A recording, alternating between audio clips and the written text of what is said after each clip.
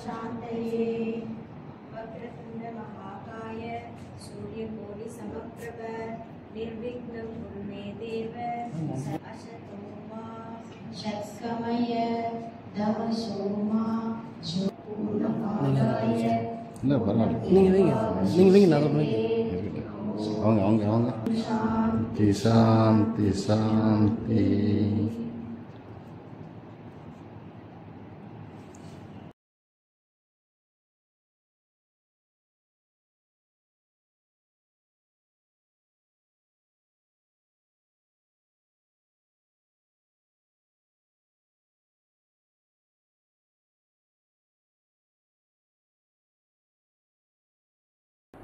நஞ்சையும் புஞ்சையும் விளையும் நெற்களஞ்சியமாம் தஞ்சை தரணியில் வானுயர்ந்த ராஜகோபுரங்களுடன் வீட்டிருக்கும் பிரகதீஸ்வரர் ஆலயம். இங்கு வருகை புரிந்துள்ள என் குருநாதர் சங்கரர் மரபில் வந்து நம்மை போன்ற அனைவருக்கும் வேதாந்த ஞானத்தை வழங்கும் ஞான குரு பிரம்மமே உருக்கொண்டு வந்ததைப் போல இங்கு எழுந்தருளி நமக்கெல்லாம் அற்புதமாக அருளாசி வழங்க உள்ளார். மீண்டும் மீண்டும் என் குருநாதர் அவர்களை சிரம் தாழ்த்தி கரம் கூப்பி வருக வருக என வரவேற்கிறேன். குரு சேவை புரிந்து வரும் ஆச்சாரியா பொம்மி அம்மா அவர்களை வருக வருக என வரவேற்கிறேன். தன்னை மறைத்து தன் பணியினை மட்டும் வெளிக்காட்டும் ஆச்சாரியா காந்திநாதன் அவர்களை வருக வருக என வரவேற்கிறேன். மற்றும் அனைத்து ஆச்சாரியார்களையும் இந்த அற்புத விழாவிற்கு வருகை புரிந்துள்ள அனைவரையும் வருக வருக என இரு கரம் கூப்பி வரவேற்கிறேன்.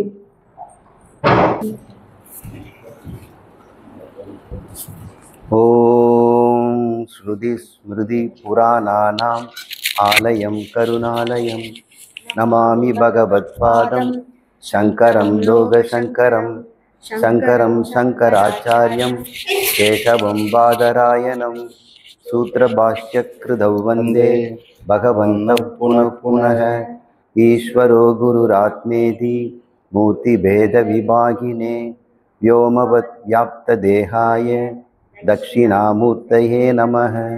सहना भवतु सहनौ भुनक्तु सह वीर्यं करवावहै तेजस्विना अधीतम् अस्तु मा विद्विषावहै। ओम शांति शांति शांति।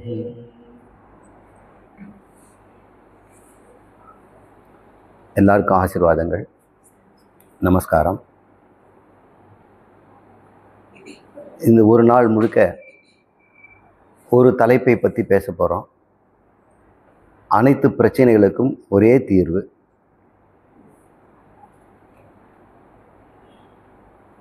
மனித குலத்தில் இருக்கக்கூடிய பிரச்சனைகளை தீர்ப்பதற்கு எழுந்த கருத்துக்களுக்கு பேர் தான் தத்துவம்னு பேர். கிரேக்க நாட்டில், ரோமானிய நாட்டில், எகிப்தில், பாரத நாட்டில், சீனா போன்ற நாடுகளிலும் மனித குலத்திற்கு நன்மை செய்யணும், அவங்கள துன்பங்களாக நீக்கணும் அப்படிங்கிறதுக்காக வேண்டி நிறைய தத்துவங்கள் உண்டாச்சு. இது உலகம் முழுக்க தத்துவங்கள் வந்து அவங்க தத்துவம்னு சொல்கிறாங்க. ஆங்கிலத்தில் ஃபிலாசபி அப்படின்னு அர்த்தம்.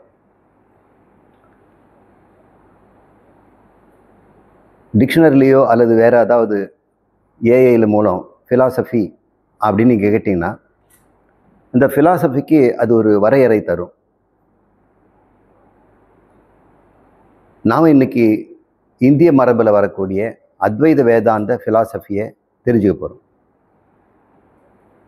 எந்த விதத்தில் இந்த அத்வைத வேதாந்த ஃபிலாசபி என்று சொல்லக்கூடிய தத்துவம் மற்ற எல்லா தத்துவத்துக்கும் வேறானது, எந்த விதத்தில் இது வந்து எல்லா பிரச்சனைகளும் தீர்க்க வல்லது அப்படிங்கிறது தான் இன்னைய தலைப்பினுடைய நோக்கம். அப்போ மற்ற ஃபிலாசபி எல்லாம் பிரச்சனை தீர்க்காதா? அதையும் யோசனை பண்ணி பார்ப்போம். எந்த ஃபிலாசபி, எந்த தத்துவத்தை நாம் கடைபிடித்தால் நாம் எல்லா பிரச்சனைகளிலிருந்தும் விடுபட்டு ஆனந்தமாக சுதந்திரமாக வாழும் பொழுதே இருக்க முடியும் என்பதை நம்ம சீர்தூக்கி பார்க்கணும். இப்போ எல்லா தத்துவத்தையும் நம்ம படித்த பிறகு தான் அதை சொல்லணும். எதுவுமே படிக்காமல் எந்த தான் வசதி அப்படின்னு சொல்லக்கூடாது. ஆனால் நம்மளுடைய முன்னோர்களெல்லாம் எல்லா மதங்களையும் உள்ளே சென்று ஆராய்ச்சி பண்ணி நூல் எழுதியிருக்கிறாங்க. வித்யாரண்ய சுவாமி அப்படிங்கிறவர் சிருங்கேரி மடத்தில் இருந்த சங்கரர் மரபில் வந்த ஒரு சங்கராச்சாரியார். அவர் ஒரு நூல் எழுதியிருக்கிறார், சர்வ தரிசன சங்கிரகம் அப்படின்னு பேர். எல்லா தரிசனங்களுடைய ஒரு சுருக்கம் அப்படின்னு சொல்கிறார். சங்கிரகம்னா சுருக்கமாக சொல்கிறது. சர்வ தரிசனம் அப்படின்றா, தரிசனம்னு அவர் சொல்கிறது ஃபிலாசபி. நம்முடைய சமஸ்கிருத சொல்லில் ஃபிலாசபிக்கு தரிசனம். தரிசனம்னா ஒரு நோக்கம், கண்ணோட்டம் அப்படின்னு அர்த்தம். மற்றவங்க எப்படி கண்ணோட்டம், அவங்களுடைய கண்ணோட்டம் என்ன, நம்முடைய மரபுப்படி நம்முடைய கண்ணோட்டம் என்ன அப்படின்னு ஒரு ஒப்புதல் நோக்கு ஒரு நூல் எழுதியிருக்கிறார். அது சமஸ்கிருதத்தில் ஸ்லோக வடிவில் இருக்குது. அது கிட்டத்தட்ட ஒரு 600-700 வருஷத்துக்கு முன்னாடி எழுதப்பட்ட ஒரு நூல். அதற்கு முன்னாடியே இந்த தத்துவங்களை எல்லாம் தெரிஞ்சு வச்சவங்க நிறைய பேர் இருக்கிறாங்க. அந்த தொகுத்து கொடுத்தவர் நமக்கு வித்யாரண்ய சுவாமி. அவருக்கு பின்னாடியும் புது புது மதங்கள் தோன்றி கொண்டு தான் இருக்குது. இருந்தாலும் அந்த மதங்கள், தரிசனங்கள் அல்லது ஃபிலாசபி என்ன சொல்லுகின்றதெல்லாம் நம்ம வாழ்க்கையில் பார்த்துட்டு தான் வரும். நமக்கு வேண்டியது தத்துவத்தினுடைய நோக்கம் என்ன, எதுக்கு இந்த ஃபிலாசபியெல்லாம் எழுதுகிறாங்க. மத்துவாச்சாரியார் துவைதம் அப்படின்ற ஃபிலாசபி சொல்கிறாரு. ராமானுஜாச்சாரியார் வைஷ்ணவம் என்று சொல்லக்கூடிய முறையில் விசிஷ்டாத்வைதத்தை சொல்கிறாரு. நீலகண்ட சாஸ்திரிங்கிறவர், மெய்கண்ட தேவர் போன்றவர்கள் எல்லாரும் சைவ சித்தாந்தம்ன்ற முறையில் அது இன்னொரு ஃபிலாசபி தராங்க. அதில் சிவன் முக்கியமாக இருக்கிறார், அதுவும் ஒரு விசிஷ்டாத்வைதமாக இருக்குது. சைவ மதங்கள் காஷ்மீரத்திலும் இருக்குது. பாரத நாட்டில் கர்நாடகா போன்ற இடத்துல பாசுபத மதமாகவும் இருக்கிறது. காஷ்மீரில் வீரசைவங்கிற பேரில் இருக்குது. எல்லா மதங்களுமே ஏதோ போதிக்கின்றன. அந்த போதனை ஏதோ ஒரு வழியில் நம்ம விடுதலை தரணும், நமக்கு மோட்சத்தை தரணும். எதிலிருந்து மோட்சம்? துன்பங்களிலிருந்து மோட்சம். ஃப்ரம் ஆல் சஃபரிங்ஸ், எல்லா விதமான சஃபரிங்ஸ்.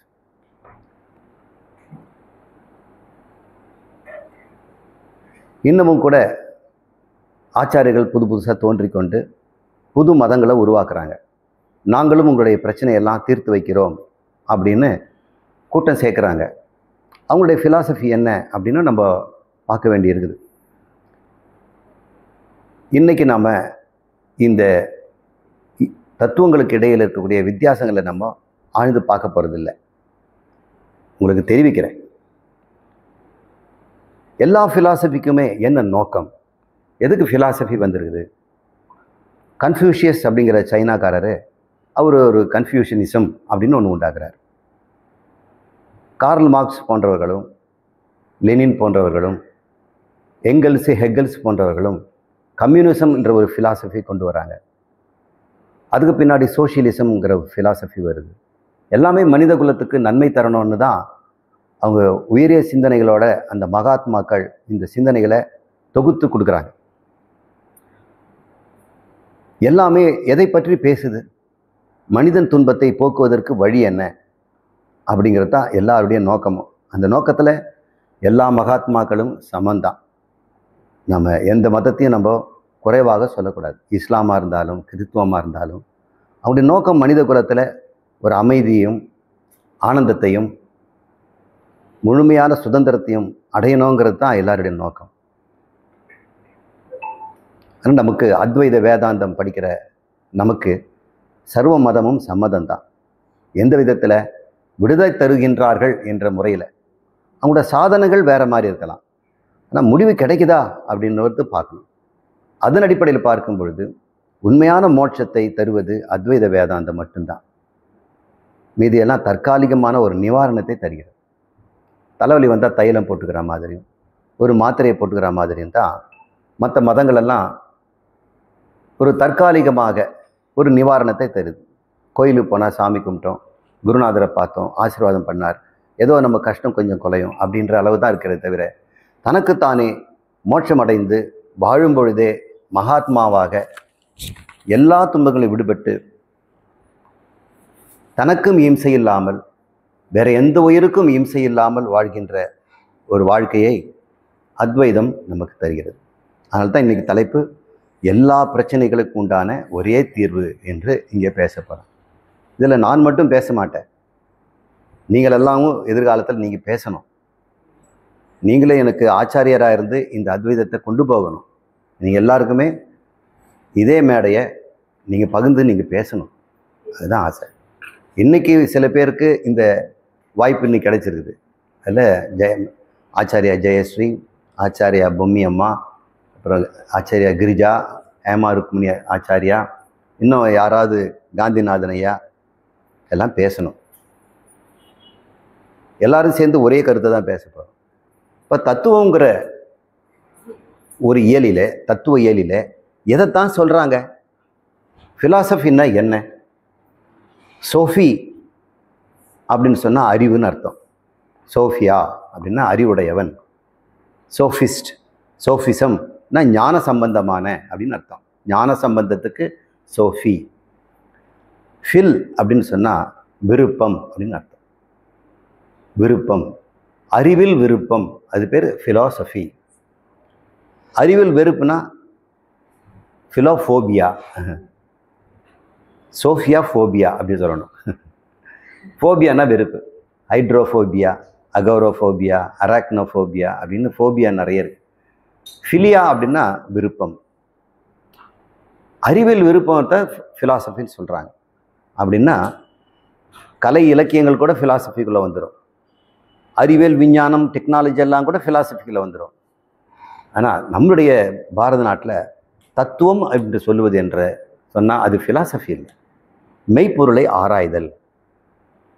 மெய்ப்பொருள் என்ன அப்படின்னா, பொய்ப்பொருள் ஒன்று இருந்தால் தானே மெய்ப்பொருள்னு ஒன்று சொல்லணும்.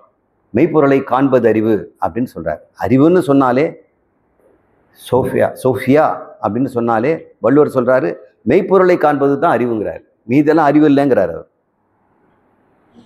மெய்ப்பொருள் காண்பது அறிவு. இப்போ மெய்ப்பொருள்னா என்ன? எப்போ நம்ம மெய்ப்பொருள் காணணும்னு ஒன்று சொல்லிட்டோமோ, அப்போ நீங்கள் பார்த்துட்டதெல்லாம் பொய்ப்பொருள்னு திருவள்ளுவர் சொல்கிறாரு. அப்படி தானே இருக்கும். மெய்ப்பொருளை பார் அப்படின்னு சொல்லும் பொழுது அவன் நினைக்கிறான் நம்ம பொய்ப்பொருளை பார்த்துட்டு இருக்கோம் போல இருக்குது, அதனால தான் நம்மளை வற்புறுத்தி இப்படி சொல்கிறார் போல் இருக்குன்னு. இப்போ நமக்கு பொய்ப்பொருள் எது, மெய்ப்பொருள் எதுன்னு யார் சொல்லி தருவாங்க? நாம் மெய்ப்பொருள்னு எங்கே போய் தேடுறது? இதையெல்லாம் தான் நம்முடைய தத்துவங்கள் சொல்லுகிறது. இப்போ ஃபிலாசபியினுடைய நோக்கம் என்ன? வெஸ்டர்ன் ஃபிலாசபி அப்படின்னு பார்த்தோம்னா அவங்களுக்கு மெய்ப்பொருள் ஆராய்ச்சி தான் முதல் குறிக்கோள். அதை மெட்டாஃபிசிக்ஸ் அப்படின்னு சொல்கிறாங்க. மெட்டாஃபிசிக்ஸ் எந்த ஃபிலாசபியில் இருந்தாலும், இந்த சாக்ரட்டிஸ் ஃபிலாசபியாக இருந்தாலும், அது மேலை நாட்டு இருக்கக்கூடிய எங்கல்ஸ் போன்றவர்களும் அவங்களுடைய ஃபிலாசபி என்ன அப்படின்னு பார்த்தோம்னா, மெய்ப்பொருள் என்றால் என்ன? சத்தியமான பொருள் எது? எப்பொழுதும் இருப்பது எது? முக்காலத்திலும் இருப்பது எது? அழியாதது எது? கடைசியில் அது பரம்பொருள் என்பது என்ன? நம்ம அது கடவுள் அப்படின்னு சொல்கிறோம். அவங்க கடவுள்னு சொல்ல மாட்டாங்க, ஆனால் வேற ஒரு அர்த்தத்தில் அதை சொல்கிறாங்க. என்ன? எப்பொழுதும் இருப்பது, அதுதான் சத்தியம். ஒரு காலத்தில் இல்லாமல் இருந்து தோன்றி கொஞ்ச காலம் இருந்து விட்டு மறைஞ்சிடுச்சுன்னா அதை நம்ம சத்தியம்னு சொல்ல முடியாது. இப்போ ரெண்டு விதமான இருப்பு நிலை தான் இந்த பிரபஞ்சத்தில் நம்ம பார்க்குறோம்.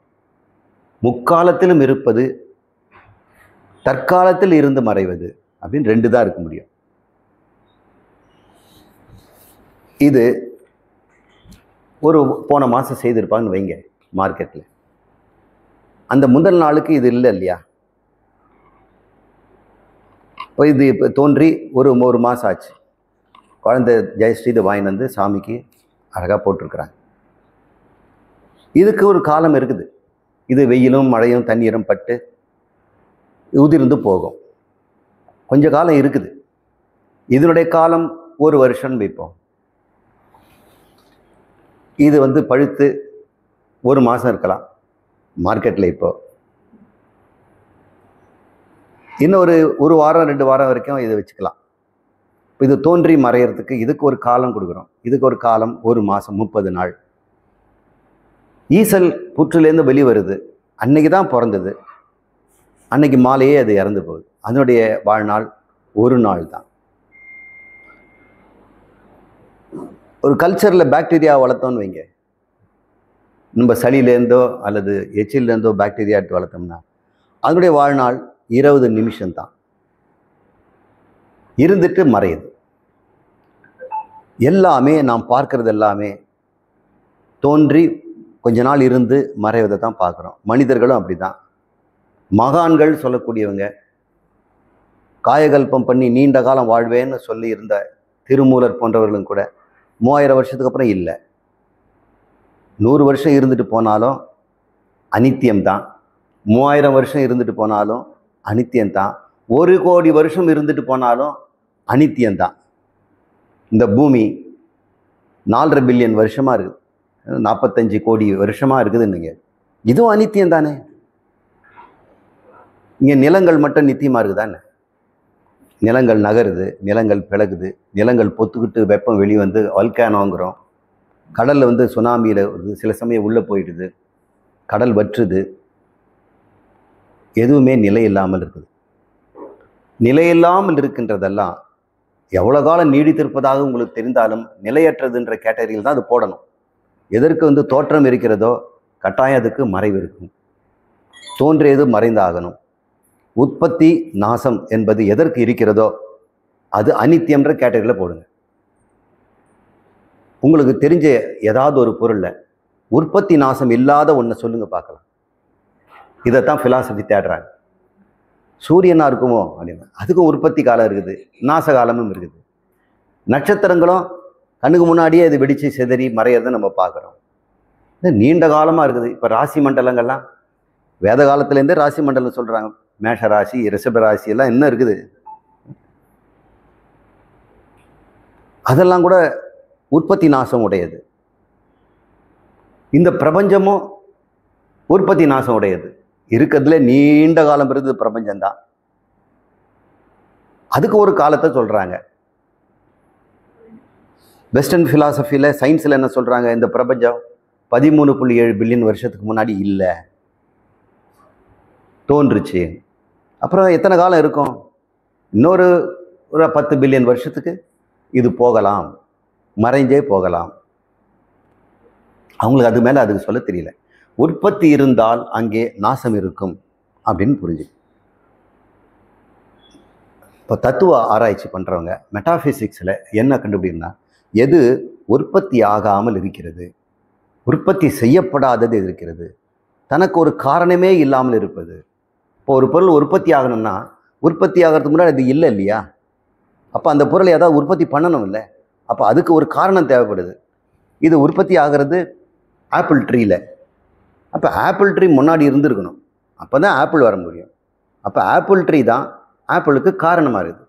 சரி, ஆப்பிள் ட்ரீக்கு யார் காரணம் அப்படின்னு பார்த்தோம்னா அதுவும் ஒரு காலத்தில் தோன்றியது தானே.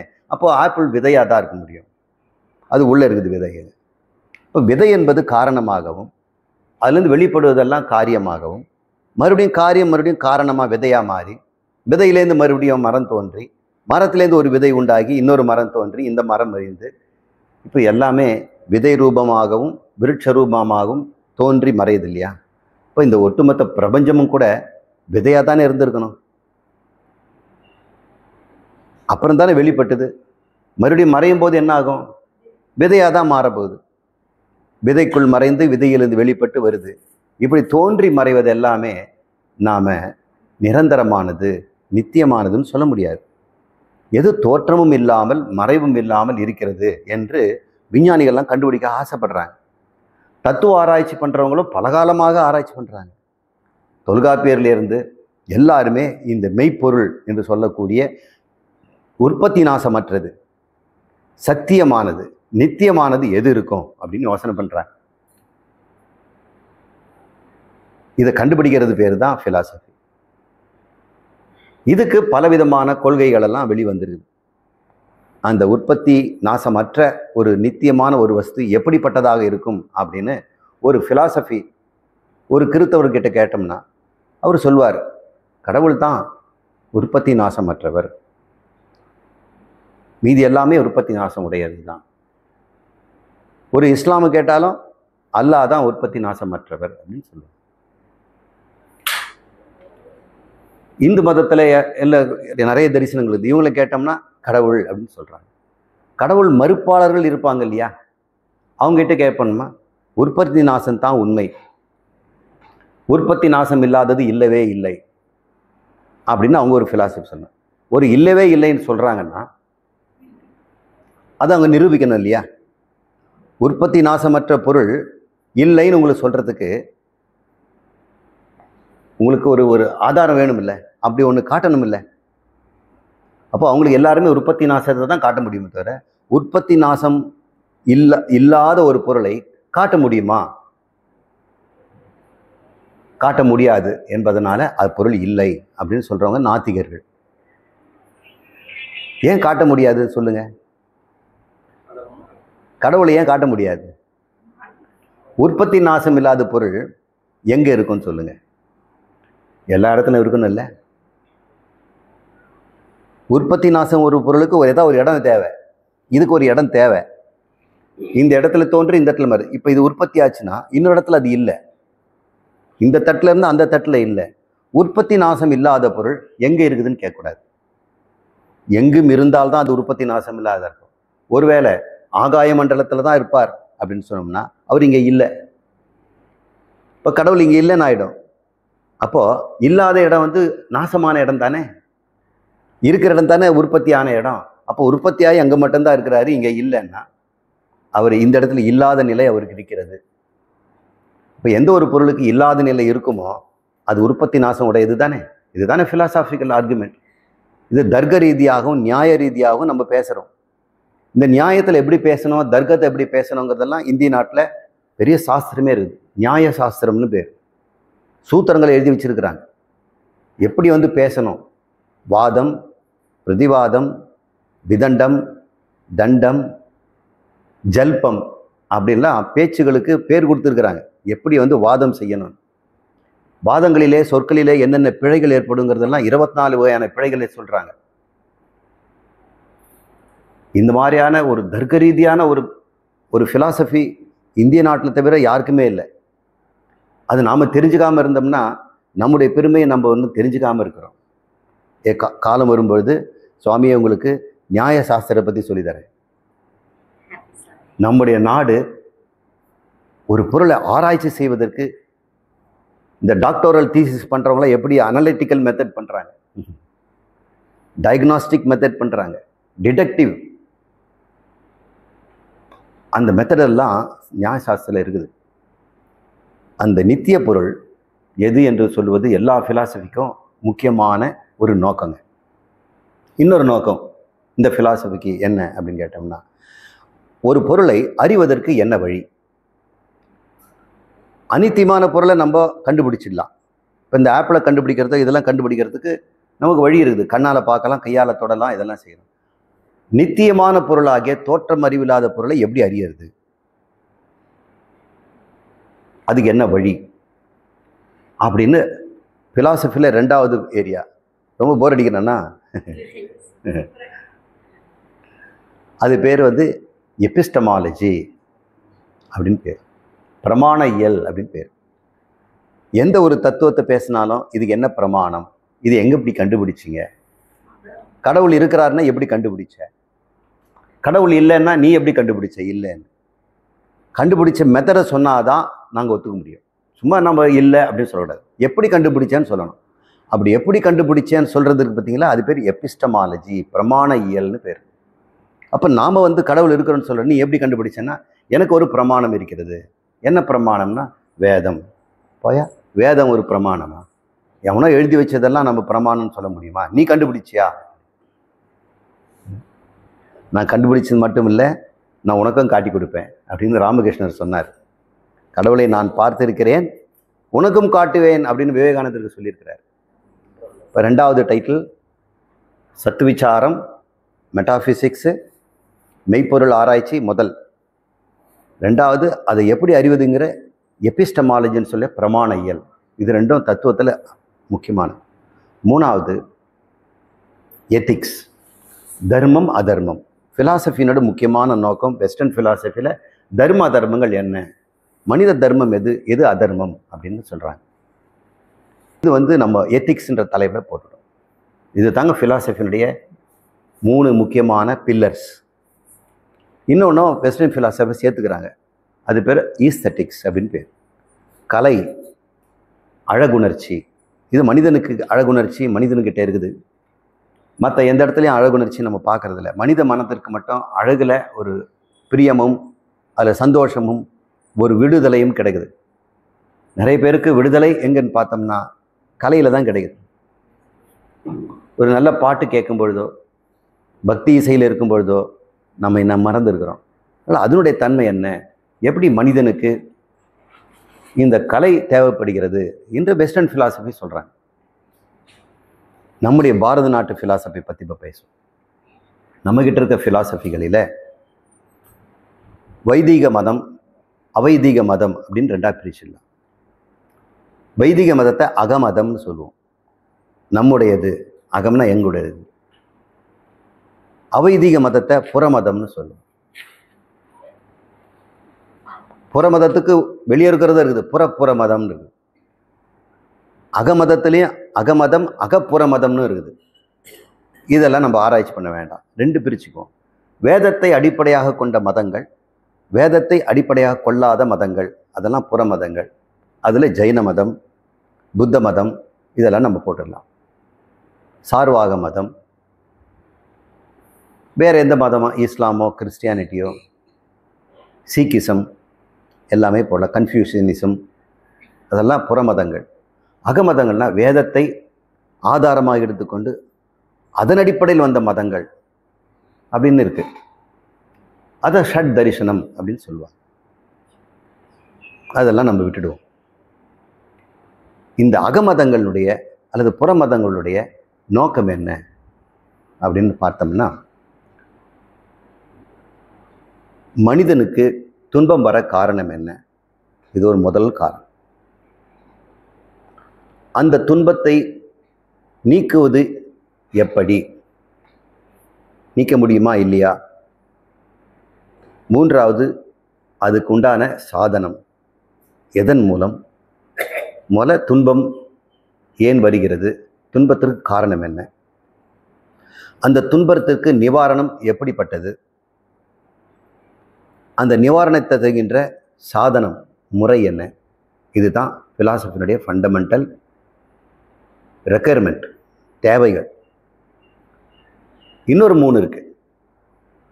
மனிதன் எப்படி வந்தான், ஜீவனுடைய தன்மை என்ன, அவன் இறந்த பிறகு என்ன ஆகிறான் அப்படிங்கிற ஆராய்ச்சி. ஜீவன், இறைவன் உண்டா, இறைவன் பல பேரா, ஒரே ஒருவர் தானா, அவர் எப்படி இருக்கிறார், அவர் எப்படி இறைவனாக இருக்கிறார், மனிதனுக்கும் இறைவனுக்கும் உள்ள என்ன சம்பந்தம் அப்படிங்கிறதெல்லாம் 2வது டாபிக். 3வது, இந்த பிரபஞ்சம் ஜகத், இது எப்படி இறைவன் தோற்றுவித்தார், இது மறைந்தால் எங்கே போய் மறையும், இந்த ஜகத்தை இந்த பிரபஞ்சத்தை தோற்றுவதற்கு இறைவன் எப்படியெல்லாம் பாடுபட்டார், அவர் எந்த முறையில் செய்தார் அப்படின்லாம் ஆராய்ச்சி பண்ணும். எத்தனை டைட்டில் ஆச்சுங்க? 6 டைட்டில் ஆச்சு. இது எப்படி போடுவோம்? பந்தம், மோட்சம், சாதனம் ஒரு 3. பந்தம்னா துன்பம், மோட்சம்னா விடுதலை, சாதனம்னா இந்த மோட்சத்தில் இந்த பந்தத்திலிருந்து மோட்சம் செல்வதற்கு என்ன வழி, இந்த 3. அடுத்த 3 ஜீவன், ஈஸ்வரன், ஜகத்து, இந்த 3. இந்த 6ஐயும் சொல்லித் தருவது தான் தத்துவம். இப்போ தத்துவங்கள் எத்தனையோ இருக்குது. இவர்கள் ஒவ்வொரு தத்துவத்திலையும் ஜீவனை பற்றி என்ன சொல்கிறாங்க, ஒவ்வொரு தத்துவத்திலும் ஈஸ்வரனை பற்றி என்ன சொல்கிறாங்க, ஒவ்வொரு தத்துவத்திலும் ஜகத் எப்படி சிருஷ்டி எப்படிப்பட்ட, இதில் வேறுபாடுகள் இருக்குது. பந்தம் பற்றி என்ன சொல்லுது, மோட்சம் பற்றி என்ன சொல்கிறாங்க, சாதனம் என்ன சொல்கிறாங்க, இதில் பார்த்தோம்னா ஒவ்வொரு மதமும் இன்னொன்றிலிருந்து வேறுபடுகிறது. இந்த ஆராய்ச்சி தான் ஃபிலாசபி, தரிசனம் போன்றதுனா அடிப்படை. இன்னைக்கு நாம் எடுத்துக்கொண்டது அத்வைத வேதாந்தம் அப்படிங்கிற ஒரு தத்துவம். அத்வைத வேதாந்தத்தின் அடிப்படையில் இறைவன் யார், ஜீவன் எப்படிப்பட்டவன், ஜகத் எப்படி சிருஷ்டியானது அப்படின்னு தெரிஞ்சுக்குவோம். வேதாந்தத்தின் அடிப்படையில் பந்தம் என்றால் என்ன, மோட்சம் என்றால் என்ன, இதற்கு என்ன சாதனம் அப்படின்னு பார்ப்போம். இன்றைக்கி நமக்கு ஒரே ஒரு நாள் இருக்கிறதுனால 6 தலைப்பையும் நம்ம பார்க்க போகிறதில்ல. 3 தலைப்பை மட்டும் பார்க்க போகிறோம். பந்தம், மோட்சம், சாதனம். இதுதான் நமக்கு இப்போ வேணும். மற்றபடி இறைவனை பற்றியோ ஜீவனை பற்றியோ இப்போதைக்கு அவசரம் இல்லை. நமக்கு பந்தத்திலிருந்து கஷ்டங்களிலிருந்து நீக்கிறதுக்கு என்னமோ ஒரே ஒரு மாத்திரைன்னு சொல்லியிருக்கிறீங்களே, எல்லா பிரச்சனைகளுக்கும் ஒரே தீர்வுன்னு. இப்போது சர்வரோக நிவாரணி சஞ்சீவினி அப்படின்னு ஒன்று சொல்லுவாங்க. அந்த சஞ்சீவினி எங்கேயோ கைலாயத்தில் இருந்ததுன்னு ஆஞ்சநேயர் போய் அந்த மலையே கையில் தூக்கிட்டு வந்துட்டார். அவர் பறிக்க கூட நேரம் இல்லை. அங்கே போய் தேடி மலையில் ஏறிங்கெல்லாம் போகிறது, மலையை பேத்துட்டு வந்துட்டார். அப்படி அது எல்லா நோயும் நீக்குது. ராம லக்ஷ்மணன் மூர்ச்சையிலேருந்து வெளிப்படுத்துது எல்லாம் சொல்கிறாங்க. இன்றைக்கி அந்த சஞ்சீவினி எல்லாம் தேடிட்டு இருக்கிறாங்க. சித்தர்கள் எல்லாம் அந்த மாதிரி சஞ்சீவினியை கண்டுபிடிச்சி நீண்ட காலம் வாழ்வது எப்படி அப்படின்னு ரசவாதங்கள் எல்லாம் ஈடுபட்டாங்க. எல்லாருக்குமே நீண்ட காலம் இருக்கணும், நித்தியமாக இருக்கணும், ஆனந்தமாக இருக்கணும். நமக்கு வேண்டிய ஒரே நோக்கம் நீண்ட காலம் நான் வாழ வேண்டும், வாழுங்காலம் இன்பமாக இருக்கணும். இதுதான் எல்லா உயிரினத்துக்கும். ஒரு ரோஜா பூ கூட அதுதான், நீண்ட காலம் இருக்க மாட்டேனா, வாழுங்காலத்தில் இன்பத்தோடு இருக்க மாட்டேன்னா. இப்படி 2 தான் நமக்கு தேவை.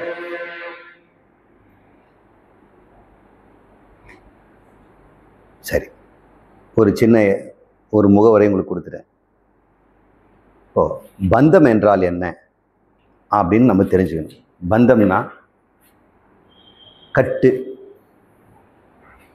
நம்ம எல்லாம் கட்டி போட்டிருக்கிறோம். என்ன இருந்தாலும் நீங்கள் உடம்புக்குள்ளே தானே இருக்கிறீங்க. உடம்பு விட்டு வெளியே போக முடியுமா? முடியாது. இப்போ உடம்புங்களுக்கு ஒரு பெரிய கட்டு தானே. 70 வயசில் ஒருத்தர் பெட்டில் படுத்துட்டு இருக்காருன்னா அவர் மனசு என்ன சொல்லுது? வெளியே போகணும்னு சொல்லுது. ஆனால் முட்டி கால் உதவுதா? கட்டி போட்டுருக்குது இல்லை. ஒருத்தர் அங்கெல்லாம் போகலாம் இங்கே போகலான்னு சொல்கிறாரு. இல்லைங்க, இந்த ஊரை விட்டு நான் போக மாட்டேன். எல்லாம் போகிறாங்க, நீங்கள் இந்த ஊரை விட்டு போக மாட்டேங்கிறீங்க. இந்த ஊர் கட்டி போட்டுருக்குது. அந்த ஊரில் இருக்கிற கிளைமேட்டு, அந்த உணவு, அங்கே இருக்கிற மக்கள் அவரை கட்டி போட்டுருக்குது. பந்தம் எப்படி இருக்குதுன்னு பாருங்கள். ஒரு மனிதன், இந்த உடம்பே முதல் பந்தம். இந்த உடம்புக்குள்ளேருந்து நம்ம வெளியே போக முடியாது. ஆணாக பிறந்துட்டா ஆணாக தான் இருக்க முடியும், கருப்பாக பிறந்துட்டா கருப்பாக தான் இருக்க முடியும். 5 அடி 6 அடி இருந்ததுன்னா 6 அடிக்கு மேலே வர முடியாது. எவ்வளோ ஒரு சாப்பிட்டாலும் 7 அடியை வர முடியாது. ஒருத்தருக்கு இது பேர் லிமிட்டேஷன்னு பேர். இந்த லிமிட்டேஷனை தான் நம்ம பந்தம் அப்படின்னு சொல்கிறோம். இது ஒரு கட்டு. இந்த பந்தத்திலேருந்து விடுதலை பண்ணுறது தான் மோட்சம். இப்போ பந்தம்ல என்னன்னு பார்த்தீங்களா? சரீரம் தான் பந்தம். இந்த சரீரம் எல்லாருக்கும் ஒரு வரம்பை வைக்குது. வரம்பில்லாத நிலைக்கு போக முடியறதில்லை. மனித உடம்பு வந்துடுச்சுன்னா பறக்க முடியறதில்லை. இருந்தாலும் நம்ம அதை நிவர்த்தி செய்ய ஏரோப்ளேன் கண்டுபிடிச்சிடும். மனித உடம்பு இருந்ததுன்னா தண்ணிக்குள்ளே மூழ்கி வாழ முடியாது, மூச்சு முட்டி செத்துடும்.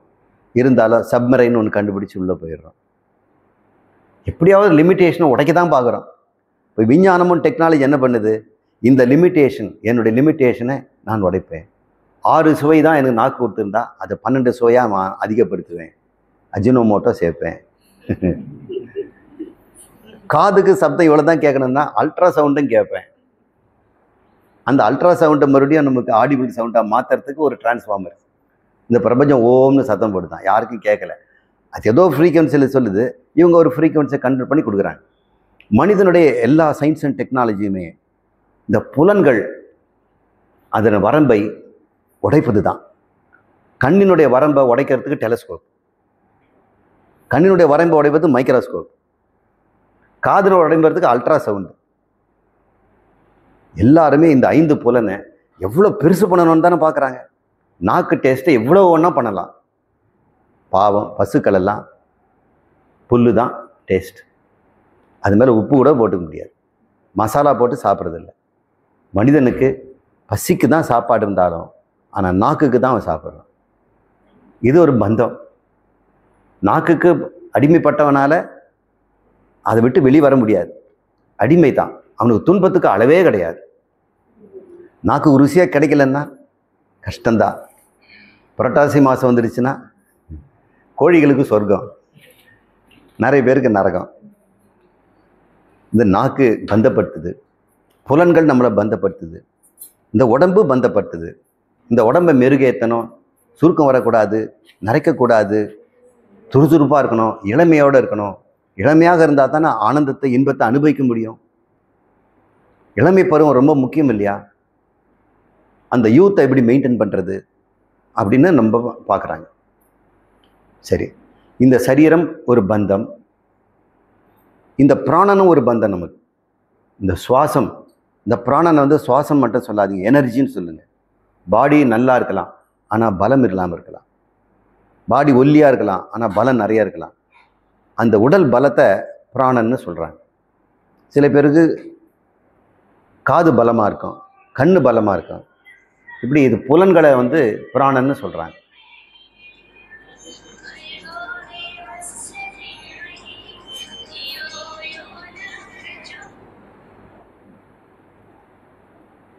இந்த புலன்களை அதிகப்படுத்த விரும்புகிறோம் இல்லையா? அது ஒரு கட்டு தானே. இப்போ எல்லா மனிதனும் மோட்சமடைய தானே விரும்புகிறான். பந்தத்தை கட்ட உடைக்கணும். சரீரத்துக்கு 80 வயசு தான் ஆயுள்னா எப்படியாவது இன்னொரு 10 வருஷம் கூட்ட முடியாதா அப்படிங்கிறது பார்க்குறான். அப்போ ஒரு சரீரம் உனக்கு பந்தம் கொடுத்துடுது. அது மோட்சத்தில், அதுக்கு ஒரு மோட்சம் நீ தேடுற. சில பேருக்கு 50-60 வயசுலேயே இந்த உடம்பு விட்டு போக வேண்டிய கஷ்டம் இருக்குது. கேன்சர் நோய் வந்துடுது இந்த உடம்புலேருந்து. இப்போ எப்படி இதை விடுவிக்கிறது? அவங்களுக்கு மோட்சம் என்னன்னு கேட்டோம்னா, தன் உடம்புலேருந்து உற்பத்தியான கட்டியை எடுக்கிறது எப்படி, மீண்டும் கொஞ்ச நாள் அப்படி வாழறது.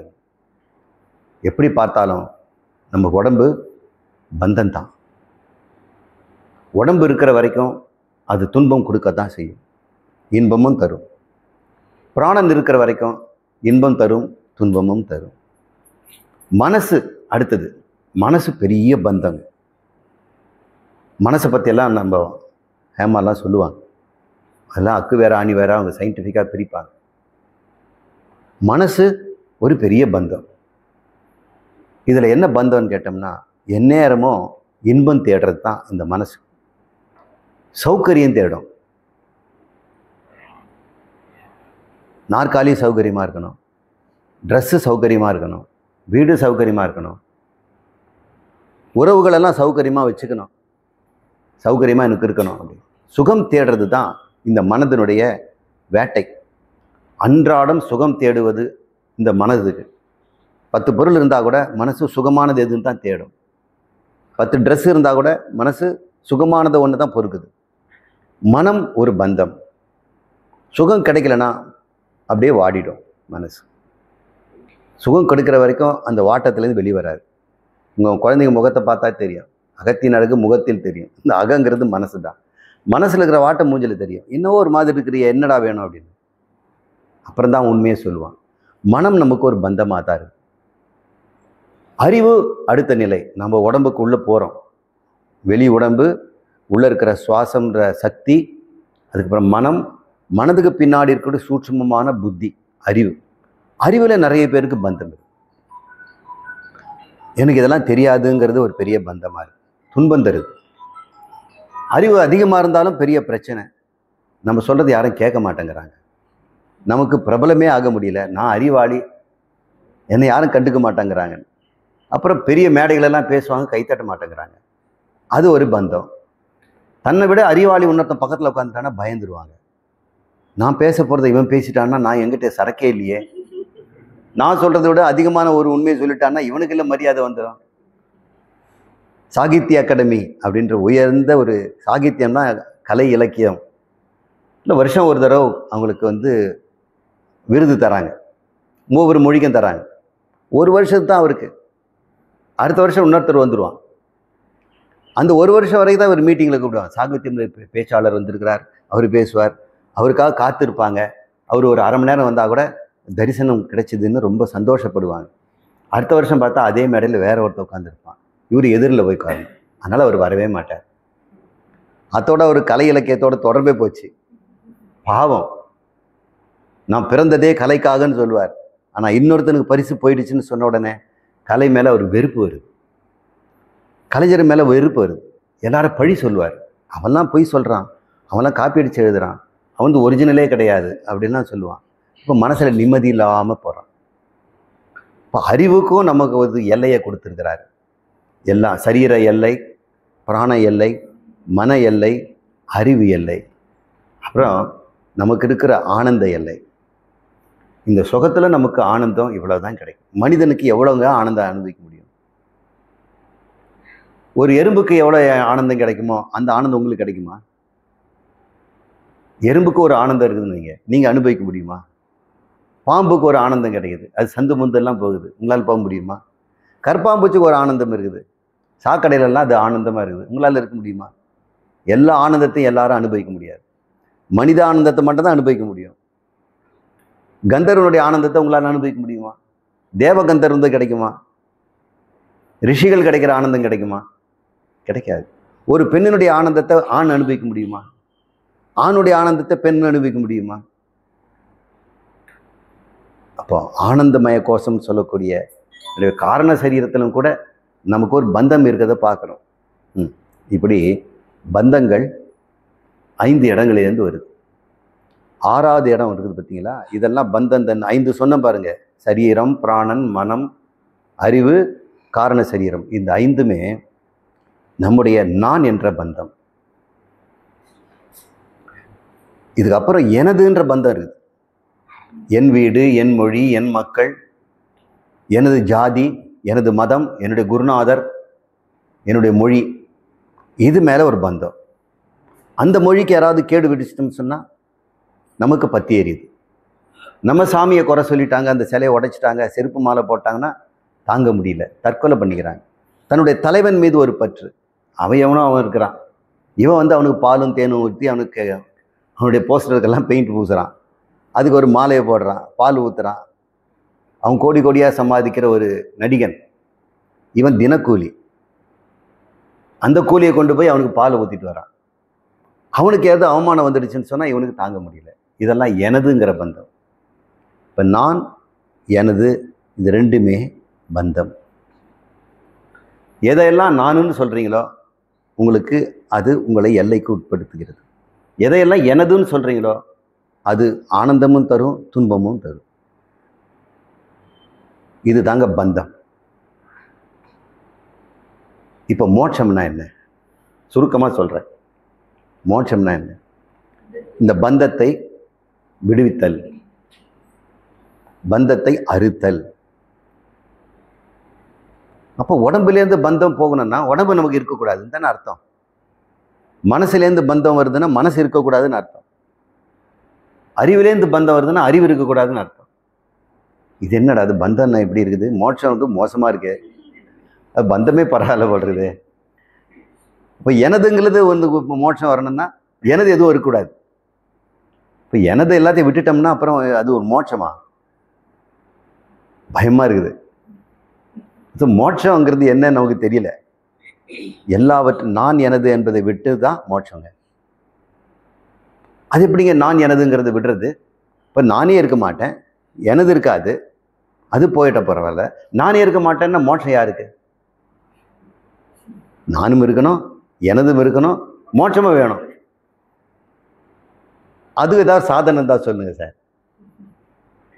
அதுக்கு ஏதாவது ஒரு மெத்தட் இருந்தால் சொல்லுங்க. நானும் இருக்கணும், எனதும் இருக்கணும், மோட்சமும் இருக்கணும். பந்தத்திலேயே நிர்பந்தமாக, கட்டுத்தலையிலேயே சுதந்திரமாக,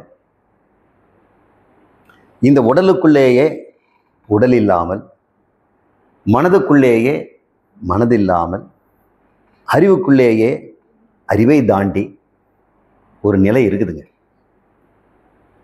அது எல்லா பந்தத்தையும் அது வந்து நீக்கி அது அழிக்கிறது இல்லை. அதுக்கு ஒரு சாதனம் இருக்குது. இது ரொம்ப நல்லா இருக்கே. மீதி பேரெல்லாம் நீங்கள் துறவு விடு, ஆசையை விடு அப்படின்னு புத்தர் சொல்லிட்டாரு. ஆசையை விட்டுட்டு நான் இன்பமாக இருக்கிறது? எல்லாரும் கன்ஃபியூஷனாக இருக்குது. இன்பமாக இருக்கிறதுக்கு ஆசை வேணும் போல் இருக்குது. ஆசை இல்லாமல் இருந்தோம்னா ஒரு இன்பம் இல்லாமல் போயிடுமே, மரக்கட்டைக்கு நமக்கு சம்மந்தம் இல்லையே, எல்லாம் ஒரே மாதிரி ஆகிடுமே அப்படின்னு பயப்படுறோம். அத்வைத வேதாந்தம் ஒரு சாதனத்தை தருகிறது. அந்த சாதனம் இந்த உடம்பிலேயே, ஆண் உடம்போ பெண் உடம்போ குழந்தை உடம்போ வாலிப உடம்போ முதுமை உடம்போ நோய்பட்ட உடம்போ நோயற்ற உடம்போ எந்த உடம்பாக இருந்தாலும் படித்தவனோ படிக்காதவனோ எல்லாருக்குமே மோட்சத்தை அவரவர் நிலையிலேயே வழங்க ஒரு மெத்தட் இருக்குது. அந்த சாதனத்தை தான் இன்றைக்கி நம்ம தெரிஞ்சுக்க போகிறோம். அற்புதமாக இருக்குல்ல இந்த சாதனம். வேறு எந்த மதத்திலும் நான் வா அவனை ரட்சிக்கிறேன், நீ என்கிட்ட என்னை கையை பிடிச்சிக்க, நான் கொண்டு போய் சொர்க்கத்தில் விட்டுறேன் அப்படின்லாம் நான் உத்தரவாதம் தரமாட்டேன். ரட்சகர் ஒருத்தர் இருப்பார், அவர் ரட்சிப்பார். அவரை நம்பி நம்ம எல்லாத்தையும் சொல்கிறதெல்லாம் கேட்டு வாழ்ந்துடும். ரட்சிப்பார் நமக்கு எப்படி தெரியும்? மீட்டு எடுக்கிற ஒரு நாள் வரும், அன்னைக்கு நான் இருக்க மாட்டா இருக்குதுங்க, எனக்கு என்ன உத்தரவாதம் இருக்குது? மீட்டு எடுப்பு நாளில் வருவார், என்னை கூப்பிடுவார். அந்த சமயம் பார்த்து நீ அன்னைக்கு செய்ய ஒரு தப்பு நீ மறந்துட்ட, மன்னிப்பு கேட்கல, நீ போ அந்த பக்கம்னு சொன்னார்னா சாமி இன்னொரு வாய்ப்பு கொடுங்கன்னு கேட்கக்கூட முடியாது. ஃபைனல் ஜட்ஜ்மெண்ட் அன்னைக்கு நோ செகண்ட் சாய்ஸ். இப்போவே தான் இவ்வளோ தாங்க இன்றைக்கி பேச போகிறது. மோட்சம் என்றால் என்ன, அது எப்படி அடைவது, இதுதான். எல்லா பிரச்சனைகளிலிருந்து எல்லா பிரச்சனை என்னென்ன? சரீரம், பிராணன், மனம், அறிவு, அஞ்ஞானம், அப்புறம் எனதுன்னு சொல்லக்கூடிய உறவுகள், உடைமைகள், சம்பந்தங்கள், அனைத்திலிருந்தும் மோட்சம். இதான் அனைத்து துன்பங்களிலிருந்தும் மோட்சம். துன்பங்கள் எங்கேருந்து வருதுன்னு பார்த்தா இங்கேருந்து தான் வர முடியும். நான் என்பதிலும் எனது என்பதிலும் தான் துன்பம் இருக்கிறது. எந்த நானுக்கு துன்பம், எந்த நானுக்கு துன்பம் இல்லை. எனது என்று சொல்வது எந்தெந்த எனதிலே துன்பம், எந்தெந்த எனதிலே துன்பம் இல்லை, இது கண்டுபிடிக்க போகிறோம். இதுதான் இன்னைய லட்சியம். சரி, ஒரு சின்ன ஒரு கேப் நான் தரேன், ரிலாக்ஸ் பண்ணிக்கங்க. இப்போ அடுத்து யார் சொல்ல போகிறீங்கம்மா? வா.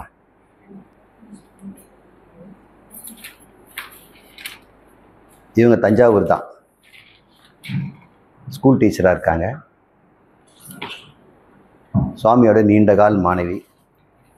சொல்லுமா. அடுத்ததாக ஆச்சாரியா ஜெயஸ்ரீ அவர்கள் சுவாமியை பற்றி ஒரு 5 பேசும் இருக்கிறார். அனைவருக்கும் வணக்கம்.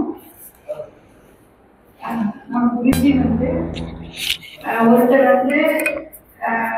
ஒரு துறையில மட்டும்தான் இருப்பாங்க. நம்ம குருஜி சயின்டிஸ்ட், பிலாசபர், ப்ரொஃபஸர், ஞானி, குரு,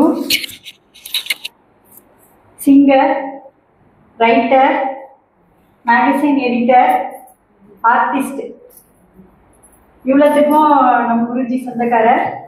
நம் குருஜி சங்கரானந்தா அவர்களினோட ஆசிரமம் ஆத்ம வித்யாலயம் கோவை மணிமிச்சம்பட்டியில் உள்ளது. அங்கு சுவாமி அவர்கள் வாரந்தோறும் வேதாந்திர ஞான சத்சங்க முறை நிகழ்த்தி வருகிறார். ஆயிரக்கணக்கான வேதாந்த ஞானிகளுக்கு, வேதாந்த சீடர்களுக்கு குருவாக இருக்கிறார். சுவாமிஜி அவர்கள் இதுவரைக்கும் 150க்கும் மேற்பட்ட நூல்களை வெளியிட்டுள்ளார். அவரோட நிறைய நூல்கள் நான் எல்லாமே படிச்சிருக்கேன். அதில் பாதி அறிவியல் நூல்களாகவும் மறுபாதி அத்வைத வேதாந்த நூல்களாகவும் இருக்கிறது. அபரிதமான விஞ்ஞான அறிவும் மெஞ்ஞான அறிவும் பெற்றவர். கோவை கூசாகோ கலை அறிவியல் கல்லூரியில் 30 ஆண்டு காலம் பேராசிரியராக பணியாற்றியவர். புகழ்பெற்ற தமிழ் அறிவியல் மாத இதழான கலைக்கதிர் அப்படிங்கிற பத்திரிகையில 25 காலம் ஆசிரியராக பொறுப்பேற்று தமிழுக்கு அறிவியலை கொண்டு சேர்த்தவர். கோவை சமுதாய வானொலியான ஞானவாணி பண்பலையில் 14 வருடங்களுக்கு மேலாக அறிவியல் நேரம் நிகழ்ச்சியில் பொதுமக்களின் நேரடி அறிவியல் மற்றும் விஞ்ஞான கேள்விகளுக்கு பதிலளித்து வந்தார். அத்வைத வேதாந்தத்தை நேரடியாக உபதேசித்து வருகிறார்.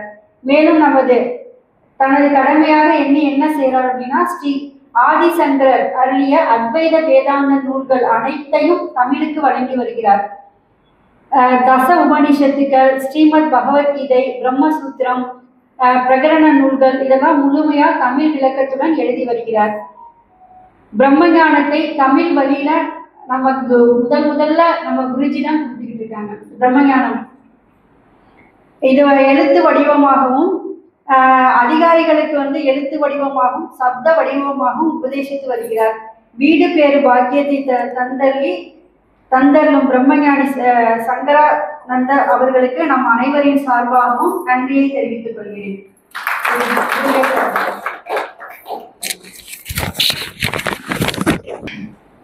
குருஜிக்கு எனது பணிவான வணக்கங்கள் மற்றும் ஆத்ம வித்யாலய நண்பர்கள் அனைவருக்கும் மற்ற அனைத்து நண்பர்களுக்கும் எனது பணிவான வணக்கத்தை தெரிவித்துக் கொள்கிறேன். அதாவது நம்ம குருஜி பார்த்தீங்கன்னா தாங்கள் அடைஞ்ச அந்த ஒரு விடுதலையை எல்லாருக்கும் கொடுக்கணும் அப்படிங்கிற ஒரு பெருங்கருணையினால அவங்களோட வயதையும் எத்தனையோ அசௌகரியங்களையும் பொருட்படுத்தாமல் கோயம்புத்தூர்லேருந்து இவ்வளோ தூரம் ட்ராவல் பண்ணி வந்து நமக்காக இங்கே வந்திருக்காங்க. அவங்க கண்டிப்பாக மனதார எல்லாரும் அவங்களுக்கு நன்றி சொல்லணும். அது இன்னைக்கு நம்ம சிந்திக்க இருக்கிற தலைப்பு என்னன்னா, தன்னறிவின்மையே பிரச்சனைகளுக்கு காரணம். தன்னறிவின்மைன்னா நமக்கு நம்மளை பற்றி எதுவுமே தெரியாதா அப்படின்னா, ஒரு நிமிஷம் நம்மளை பற்றி நினச்சி பார்த்தோம்னா நம்ம என்ன நம்மளை பற்றி அறிவை வச்சிருக்கிறோம் அப்படின்னா, அதாவது நான் யார் அப்படின்னா என் பேர் இது, நான் இவங்களோட பொண்ணு, இவரோட மனைவி, இந்த குழந்தைங்களோட அம்மா, இல்லை இந்த ஜாதியை சேர்ந்தவர், இந்த ஊரை சேர்ந்தவர், இந்த நாட்டை சேர்ந்தவர்.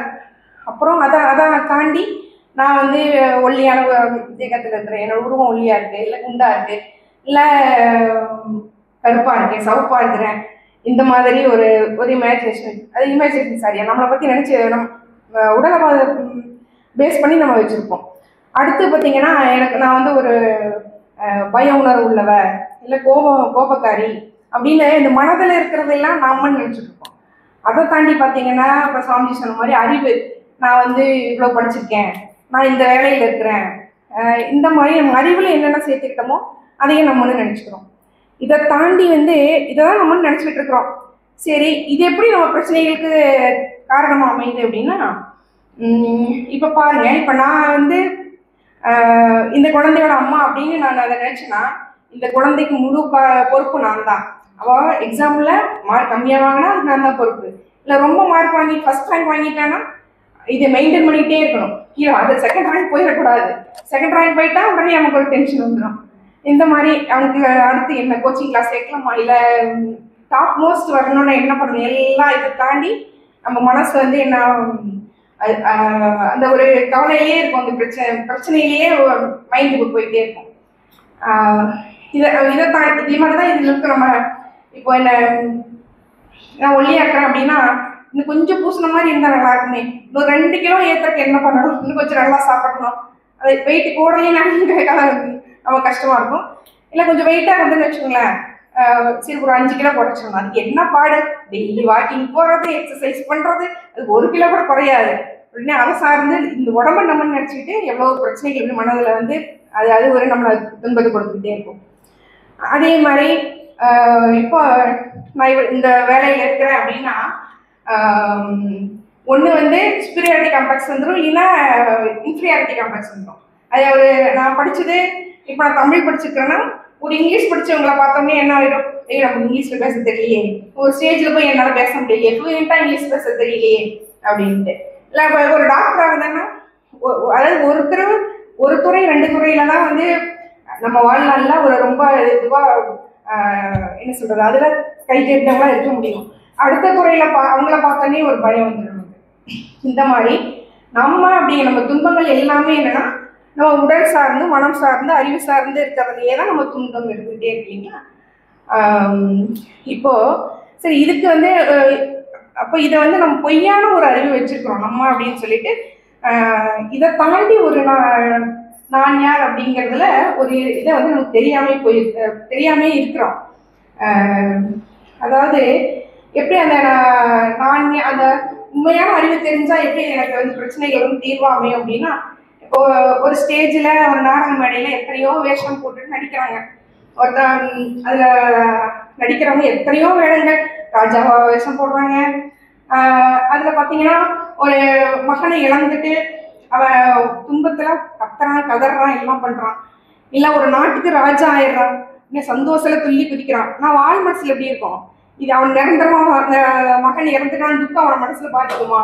இருக்காது. அதுமாதிரி ராஜா ஆயிட்டனே அப்படின்னு சொல்லிட்டு அந்த சந்தோஷம் அந்த ஆள் மனதில் அவனுக்கு அப்படியே ஆனா அவன் என்ன நினைச்சிருப்பான், வேஷத்துல வெளுத்து வாங்கிட்டு இருப்பான், உள் மனசுல இன்னும் 2 மணி நேரம் தான்ப்பா அப்படின்ட்டு இருப்பான் இல்லையா. அந்த மாதிரி இப்ப நான் யாருன்னு தெரிஞ்சுக்கிட்டா, இப்ப ரமண மகரிஷி கூட சொல்லுவாரு, நான் யார் விசாரம் பண்ண எல்லா பிரச்சனைகளுக்கும் தீர்வாயிருந்துட்டு. நான் யாருன்னு கண்ண முடிக்கு வந்தா நான் தான், நம்ம பிரச்சனைகள் தான் கண்ணுக்கு முன்னாடி வரும், உண்மையான நான் யாருன்னு எனக்கு தெரியாது இல்லையா. அப்போ அந்த அறிவு இல்லாம நம்ம வந்து விசாரம் பண்ண முடியாது. அப்போ எல்லாத்துக்கும் காரணம் இந்த அறிவு தேவை. இந்த அறிவு வந்து எப்படி நமக்கு கிடைக்கும் அப்படின்னா, இதுக்கு வந்து வேதங்கள், குருஜி இருக்காங்க, இவங்கெல்லாம் தான் வந்து நமக்கு சொல்லி கொடுத்தா அதன் மூலியமா தெரிஞ்சுக்க முடியும். நானா வந்து இதை தெரிஞ்சுக்கணும்னா தெரிஞ்சுக்க முடியாது. இப்போ அதுக்கு சில சாதனங்கள் இருக்கு. இல்லை தன்னறிவு கிடைச்ச பின்னாடி என்ன நம்ம எப்படி இருக்கு அப்படிங்கிறத பற்றி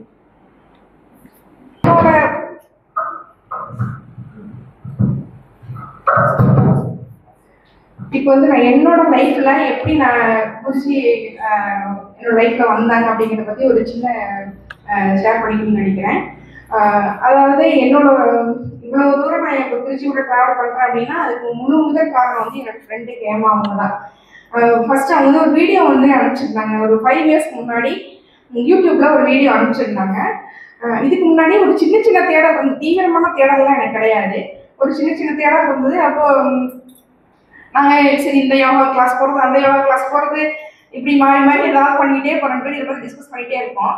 அப்போ ஒரு நாள் வந்து இதை கேளுங்க, இதில் வந்து அப்போ குருஜி அப்படிலாம் எங்களுக்கு தெரியாது, இவர் வந்து ரொம்ப சூப்பராக சொல்லியிருக்காரு, நம்ம என்ன தேடிட்டு இருந்தோமோ அதுக்குரிய விடை கிடைச்சிருக்கு, இதை கேளுங்க அப்படின்னு சொன்னாங்க. சரி கேட்குறேன் அப்படின்னு சொன்னேன். ஆனால் அது பார்த்தோன்னே 1 மணி நேரம் இருந்தது. சரி கேட்பேன் எப்போ நம்ம டைம் இருக்குதோ, 1 மணி நேரம் ஆகும் வீடியோ கேட்கறதுக்கு, அப்போ என்ன எப்போ டைம் இருக்கோ அப்போ கேட்டுக்கலாம் அப்படின்னு நான் போஸ்ட்போன் பண்ணிக்கிட்டே இருந்தேன். 1 வாரமும் டெய்லி ஃபோன் பண்ணி கேட்டிங்களான்னு கேட்பாங்க, கேட்குறேன்னு சொல்லிட்டு இருந்தேன். அப்புறம் ஒரு நாள் அதில் வந்து ஒரு நம்பர் இருந்துன்னு சொல்லிட்டு எடுத்து சுவாமிகிட்ட பேசியிருக்காங்க. அப்போ இதை நான் பேசிட்டேன், ரொம்ப நல்லா பேசுகிறாங்க, என்னோட எவ்வளோ சந்தேகம் இருந்தோம் எல்லாத்துக்கும் ஒரு தெளிவு கொடுத்தாங்க, நீங்களும் பேசுங்கன்னாங்க. உடனே எனக்கு ஒரு பயம் வந்துருச்சு, அது எப்படி நம்ம பேசுறது, நம்ம ஒன்றுமே தெரியாமல் என்ன சந்தேகம் கேட்கறது, இல்லை திருப்பி நம்ம கேள்வி கேட்டுட்டாங்கன்னா எப்படி என்ன பதில் சொல்றதுன்னு தெரியாம பேசவே 1 வாரம் நம்ம பேசவே இல்லை குருஜிட்ட. அப்புறம் திரும்ப இவங்க தொல்லை தாங்க முடியாம சரி பரவாயில்ல நம்ம பேசிடுவோம், என்ன கேட்டாலும் சமாளிச்சுக்கலாம் அப்படின்னு சொல்லிட்டு குருஜிட்ட ஃபோன் பண்ணி பேசினப்போ ரொம்ப நல்லா பேசுறாங்க. ஏன்னா நம்ம ஃபேமிலியில கொடுக்குற மாதிரியும் நம்ம அப்பா எப்படி வந்து இப்போ நாங்கள் அந்த மாதிரி பேசும்பொழுது அப்போதான் எனக்கு அதுக்கப்புறம் தான் வீடியோஸ் எல்லாம் கேட்க ஆரம்பித்தேன். அப்புறம் எனக்கு வந்து கோவில் போனால் கூட நம்பிக்கை வராது, எல்லாரும் போகிறாங்களேன்னு போனே ஒழிய அது என்ன கடவுள் வந்து எல்லா பக்கம் இருக்குன்னு சொல்கிறாங்க, ஏன் கோயிலுக்கு போனாதான் நமக்கு இது கிடைக்கும் அப்படின்னு எல்லாத்துலேயும் உள்ள இருந்து ஒரு குறுக்கு கேள்வி வந்துக்கிட்டே இருக்கும். அப்போ சுவாமிஜியோட வீடியோஸ் எல்லாம் கேட்கும் பொழுது அவங்க விஞ்ஞானத்தையும் சேர்த்து எல்லாத்துக்கும் விளக்கம் கொடுக்க எனக்கு வந்து அது தூங்குற நேரம் போற ஃபுல் நேரம் அப்படி எனக்கு எது தொட்டனை தூரம் மனக்கேங்கிற மாதிரி உள்ள இருந்து அவங்ககிட்ட இருந்து வந்துகிட்டே இருந்தது அப்படியே இந்த ஞானம். அப்போ அது கேட்காம இருக்கவே முடியாது. தூங்குற நேரம் போற ஃபுல்லா அந்த இதே தான் ஓடிக்கிட்டே இருக்கும்.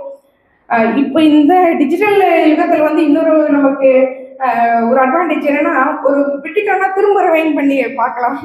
அந்த மாதிரி இப்போ ஒரு வீடியோவே ஒரு 10 டைம் கூட கேட்டிருப்பேன். ஏன்னா டக்குன்னு ஒரு பாயிண்ட் விட்டுருப்பேன், வேற ஏதாவது வேலையா கான்சன்ட்ரேஷன் மாறும் பொழுது இங்கே என்ன சொன்னாங்கன்னு மறந்துடுவோம், திரும்ப ரிவைண்ட் பண்ணி கேட்கறது, இப்படியே கேட்டு அதாவது அந்த உண்மையான நான் யார் அப்படிங்கிறது ஒரு ஃப்ராக்ஷன் ஆஃப் செகண்ட்ல சொல்லிடுவாங்க, அது நம்ம புத்திக்கு தெரிஞ்சிடும்.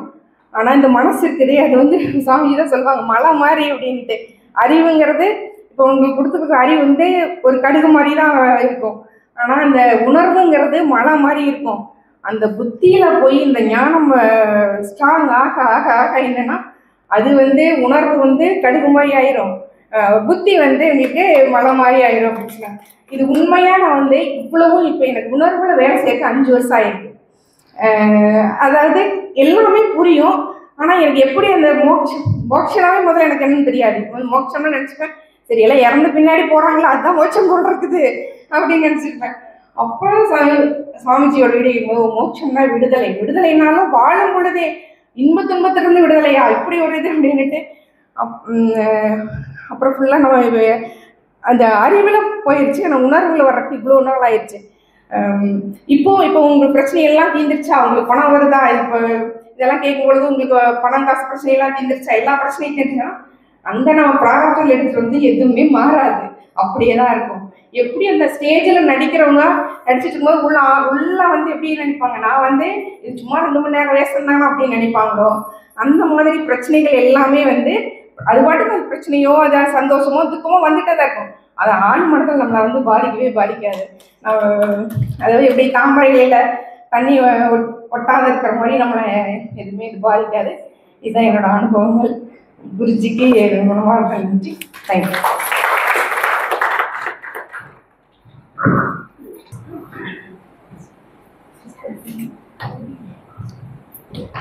நம்முடைய பிரச்சனைகளை பற்றி இப்போ பார்ப்போம். பிரச்சனையினுடைய இருப்பிடம் எங்கே அப்படின்னு பார்த்தோம்னா எல்லாம் வெளியேன்னு சொல்லுவாங்க. இவர் தான் பிரச்சனை, இவங்க தான் பிரச்சனை, இந்த வீடு தான் பிரச்சனை, இந்த வாஸ்து பிரச்சனை, இந்த கவர்மெண்ட் தான் பிரச்சனை, இந்த பக்கத்து வீட்டு தான் பிரச்சனை, வளர்ப்பு பிராணிகள் பிரச்சனை, ஏதாவது ஒரு பிரச்சனைகள்னா வெளியே இருக்குதுன்னு சொல்கிறாங்க. அந்த பிரச்சனைகள் வெளியே இருந்தாலும் அனுபவிக்கிற இடம் எங்கன்னு பார்த்தா மனசாதான். மனசில் பிரச்சனை யாரும் சொல்லவே மாட்டாங்க. இங்கே வர பிரச்சனைக்கு காரணம் வெளியே இருக்குதுன்னு சொல்கிறாங்க. இந்த மனம் இப்போ அதுக்கு உள்ளம்னு பேர் இருக்கும். இந்த மனம்னா நமக்கு பின்னாடி ஹேமா வந்து பேசும்பொழுது அது வேற ஒரு டெஃபினேஷன் தருவாங்க. ஆனால் நான் உள்ளங்கிற வார்த்தையை பயன்படுத்துகிறேன். உள்ளே இருப்பதுனா அது பேர் உள்ளம். இந்த உள்ளம் தான் இந்த கண்ணு திறக்குது. கண்ணு தானாக திறக்கிறது இல்லை, நீங்கள் நினச்சாதான் திறக்கும். நீங்கள் நினச்சா கண்ணை மூடிடலாம். இப்போ கூட நீங்கள் கண்ணை மூட வைக்கலாம். கண்ணை யார் கட்டுப்படுத்துகிறாங்க? உள்ளந்தான். உள்ளே இருந்துக்கிட்டு நாம் கைகளை கட்டுப்படுத்துகிறோம், ஒரு பொருளை எடுக்கிறோம் வைக்கிறோம், எல்லாமே. கை தானாக எதுவும் செய்கிறது இல்லை, கால் தானாக நடக்கிறது இல்லை, எல்லாமே உள்ளந்தான் இந்த கால் கை காது எல்லாவற்றையுமே கட்டுப்பாட்டில் வச்சிருக்குது. அந்த உள்ளம் துன்பப்படுது, வருத்தப்படுது, பயப்படுது, கோபப்படுது. எனக்கு எப்பயாவது விமோச்சனை கிடைக்காதா, காப்பாற்ற மாட்டாங்களா அப்படின்னு பரிதவிக்குது. ஒரு உற்ற நண்பனோ ஒரு உறவோ திடீர்னு இறந்துட்டாங்க, இல்லாத போட்டால் ஒரு பரிதவிப்பு ஏற்படுது. ஏதோ தன்னிடம் இது இழந்து போன மாதிரி அது கஷ்டப்படுது. ஒரு நிறைவின்மையிலேயே துடிக்குது. எதுக்கு எவ்வளோ கிடைச்சாலும் அந்த உள்ளம் நிறைய மாட்டேங்குது. ஏதோ ஒரு குறைவு இருக்கிற மாதிரி தெரியுது. உடனடியாக எனக்கு உள்ளம் நிறைஞ்சது அப்படின்னு சொல்கிறாங்க. 2 நாள் கழித்து பார்க்கும்போது என்னவோ குறைஞ்சத மாதிரி தான் அவங்க ஒரு உணர்வை உண்டாங்க. இந்த உள்ளம் ஒரு ப்ரமோஷன் கிடைச்சா கூட, இன்க்ரிமெண்ட் போட்டால் கூட, குழந்தைக்கு ஏதாவது வெற்றிகரமாக வாங்கிட்டு வந்தால் கூட, நல்லபடியாக கல்யாணம் செய்து கொடுத்து குழந்தைய மாற்றார் வீட்டுக்கு அனுப்பிச்சி விட்டால் கூட, ஏதோ ஒரு உள்ளத்தில் ஒரு குறைவை நம்ம உணர்ந்துக்கிட்டே தான் இருக்கிறோம். இந்த உள்ளத்தில் இருக்கின்ற ஒரு பள்ளத்தாக்கு, ஒரு பள்ளம், அது நிரம்பாமலே தான் இருக்குது. வாழ்க்கை முடியும் போது கூட இந்த உள்ளம் நிரம்பியதாக யாருமே சொன்னதில்லை. அப்படி யாராவது சொல்லிட்டாங்கன்னா அவங்க மோட்சத்தில் இருக்காங்கன்னு தான் அர்த்தம். வாழும்பொழுதே எவன் உள்ளத்தை நிறைச்சிட்டானோ அது தாங்க மோட்சம். எப்போ இந்த உள்ளம் நிறையிலையோ அதுதான் பந்தம். அந்த உள்ளத்தை நிறைக்கிறதுக்கு வாழ்க்கையில் படுகின்ற துன்பங்கள் தான் சம்சாரம். இந்த மன நிறைவு, உள்ளத்தினுடைய நிறைவு, அது பூரணமாகணும், முழுமையாகணும், வில்லங்கம் இல்லாமல் இருக்கணும், தேய்வு இல்லாமல் இருக்கணும். அப்படி இருந்ததுன்னா அந்த உள்ளம் எப்படி இருக்கும்னா ஆனந்தத்தில் இருக்கும், ஒரு விடுபட்ட நிலையில் இருக்கும். வெயில களைச்சிட்டு போகிறவன் ஒரு நிழல் நின்னா எப்படி ஒரு இளைப்பாறுவானோ, பெரிய ஒரு பிரச்சனையை தீர்வு பண்ணி ஒரு சொல்யூஷன் கிடைச்சி போச்சு, அது தீர்வு வந்த பிறகு அவன் மனது எப்படி இருக்கும்? ஒரு ஓய்வில் இருக்கும் இல்லையா? அந்த ஓய்வு நிலை நிரந்தரமாக நம்மகிட்ட குடியிருக்கணும். இன்னும் ஒரே ஓய்வாக இருக்கிற மாதிரி இருக்கிறீங்க. பரபரப்பாக வேலை செய்வார். ஒரு சாதாரண மனுஷனோட அதிவேகமாகவும் அவசர அவசரமாகவும் காரியங்களை ஆற்றுவார். ஆனால் உள்ளுக்குள்ள பார்த்தோம்னா ஒரு ஓய்வு இருக்கும். இந்த இன்னர் பீஸ், இன்னர் ட்ராங்குவிலிட்டி, அந்த நிறைவு பேர் தாங்க மோட்சம். எவனொருவன் இந்த வயசுலேயே, அது குழந்தை அந்த மாதிரி இருக்கார், சின்ன பையன் இருக்கிறான், பாப்பா இருக்கிறா, இப்போவே மன நிறைவோடு வாழ்ந்துட்டாங்கன்னா அவங்களுக்கு எல்லையில்லாத ஒரு வளர்ச்சியை அவங்க அடைவாங்க. எந்த ஒரு வளர்ச்சி கிடைச்சாலும் அது போதும்னு சொல்கிற அளவுக்கு இருக்கிறோம். உள்ளக்குள்ள மன நிறைவு இல்லைன்னா எவ்வளவு வளர்ந்தாலும் அது உனக்கு போதாது. ஒலிம்பிக்லேயே நீங்கள் பாஸ் பண்ணால் கூட உங்களுக்கு பத்தாது. நீங்களே உங்களுக்கு போட்டி ஆகிடுவீங்க. நான் 9.2 செகண்டில் ஓடினேன், அடுத்து நான் 9.1 செகண்டில் முடிப்பேன் அப்படின்னு நீங்கள் உங்களுக்கு போட்டி ஆகிடுவீங்க. மற்றவங்கள கூட நீங்கள் தோக்கடிச்சிருக்கலாம், ஆனால் நீங்கள் வெல்லாமல் தான் இருப்பீங்க. இப்போ ஒலிம்பில் இருக்கிறவனுக்கு யாரடா வெல்லணும்னா என்ன தான் வெல்லணுங்கிறான். போன அட்டம்ப்டில் நான் 9.2, இப்போ 9.105 அது வந்திருக்கிறேன். 0.5 செகண்ட்ஸு முன்னேறுவதற்கு அவன் 5 வருஷம் காத்திருக்கணும். உயராமல் பண்ணணும். அவனுடைய வேகம் ஸ்ப்ரிண்ட்டு 100 மீட்டர் டேஷ், அதில் அவருடைய அச்சீவ்மெண்ட்டு 9.2 செகண்ட்ஸ். அந்த 9.1.5க்கு கொண்டு வர்றதுக்கு, ஃப்ராக்ஷன் ஆஃப் ஏ செகண்ட் பண்ணுறதுக்கு எவ்வளோ கடுமையாக இருக்கிறான். அவன் மன நிறைவு இருக்குதா? அந்த 5 வருஷம் மன நிறைவு இல்லாமல் போராடுறான். அரை செகண்ட் முன்னாடி வர்றது, தன்னுடைய வேகத்தை அதிகப்படுத்துறது. அப்புறம் அவனுக்கு அந்த ஒலிம்பிக்கில் மெடல் கொடுத்த பிறகு ஓய்வு வந்துடுதா? அடுத்துல இவனை விட ஒருத்தன் வேகமாக அடுத்த ஒலிம்பிக்கில் ஜெயிச்சிட்டான்னா புகழெல்லாம் அவனுக்கு போயிடும்.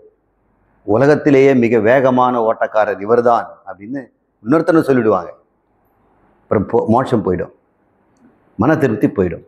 வேறு ஏதாவது உங்களால் செய்ய முடியும்னா உங்களுக்கு அதை தவிர வேறு எதுவும் செய்யவும் முடியாது. ஓடியே பழகிட்டவன் அவனுக்கு வேறு இடத்துல திருப்தி கிடைக்க மாட்டேங்குது. அப்போ அந்த பிறவி முழுக்க அதிருப்தியில் தான் சாகிறான். மிகப்பெரிய அச்சீவ்மெண்ட்டு ஒலிம்பிக்காக இருந்தாலும், வேறு எந்த மகத்துவமான இந்த புத்தகத்தை கிடைக்கிற பதவியாக இருந்தாலும், பொருளாதாரம் இருந்தாலும் உனக்கு மன நிறைவை கொடுத்ததா அப்படின்னு தான் நம்ம பார்க்கணும். இது வரைக்கும் பதவியோ பொருளோ அந்தஸ்தோ ஜாதியோ ஆரோக்கியமோ கூட ஒருவனுக்கு மன நிறைவை தந்ததில்லைங்க. மன நிறைவுக்கு என்ன ஒரு வழி, இதை கண்டுபிடிக்கிறான். ஒவ்வொருத்தரும் கூகுளில் தேடுறதெல்லாம் பார்த்தோம்னா மன நிறைவு தான் தேடுறாங்க. ஒரு ஃபர்னிச்சர் எங்கே வாங்கலாம், எது சீப்பாக கிடைக்கும், எது 5 ஸ்டார் போட்டிருக்கிறாங்க, மன நிறைவில் தான் தேடுறாங்க.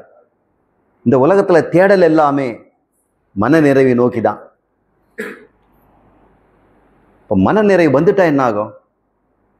அந்த உள்ள நிறைவு வந்துட்டா என்ன ஆகும்னா தேடல் நின்றுடும், பேர் ஆனந்தம் நிற்கும், மனசில் ஒரு திருப்தி இருக்கும். அப்புறம் நம்ம தேடுறதெல்லாம் உலக நன்மைக்காக தான் இருக்கும், எந்தெந்த நன்மைக்கு இல்லை. அதுக்கப்புறம் நம்ம செய்கிறதெல்லாம் உலக நன்மைக்காகத்தான் நாம் செய்வோம், பெரு நன்மைக்காகத்தான் செய்வோம். இன்னைக்கு தன் நன்மைக்கு மட்டும்தான் நம்ம செய்கிறோம், தன்னலத்திற்காக செய்கிறோம். மனம் நிறைந்துடுச்சுன்னா அதை விட அதிகமான அளவுக்கு முயற்சியும் உழைப்பும் அவன் தருவான். ஆனால் அது பொது நலமாக இருக்கும். இதுதான் முக்தனுடைய வாழ்க்கை. இதுக்கு என்ன சார் மெத்தட்? மன நிறைவுக்கு என்ன ஷார்ட்கட்? எல்லாரும் மன நிறைவுக்கு ஷார்ட்கட்டை தான் எதிர்பார்க்குறாங்க. டைம் எங்கே பார்க்குறது? ஓ, இது கை தூக்குனா போதும், அந்த நிமிஷம் நிறுத்திடுவேன்.